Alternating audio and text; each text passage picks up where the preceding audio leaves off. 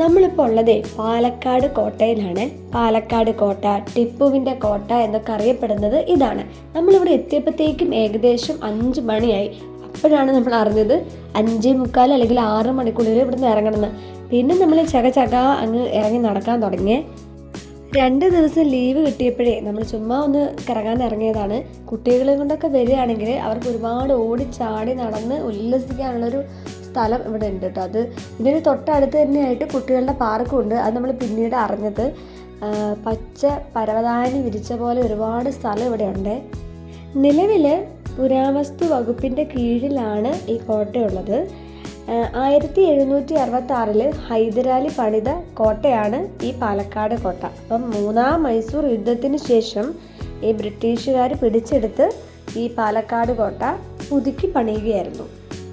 കേരളത്തിൻ്റെ നമ്മുടെ സ്വന്തം പാലക്കാട് പട്ടണത്തിൻ്റെ ഹൃദയഭാഗത്തായിട്ടാണ് നമ്മുടെ ഈ കോട്ട, ഈ പാലക്കാട് കോട്ട സ്ഥിതി ചെയ്യുന്നത്.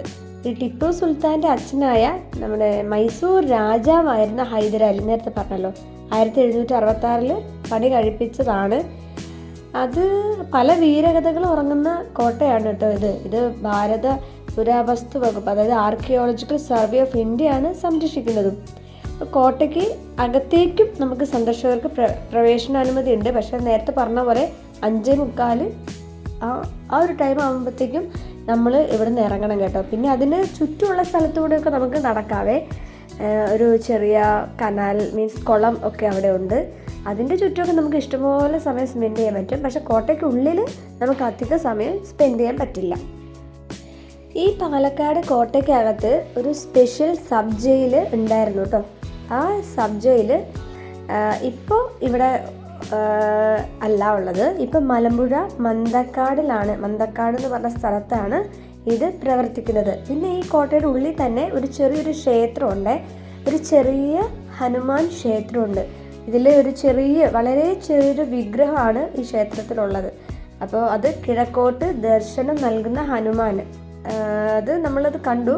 ഒരു ഈവനിങ് ടൈമൊക്കെ ആകുമ്പോഴത്തേക്കും പ്രെയർ പോലെയൊക്കെ അവിടെ തുടങ്ങിയിട്ടുണ്ടായിരുന്നു കേട്ടോ.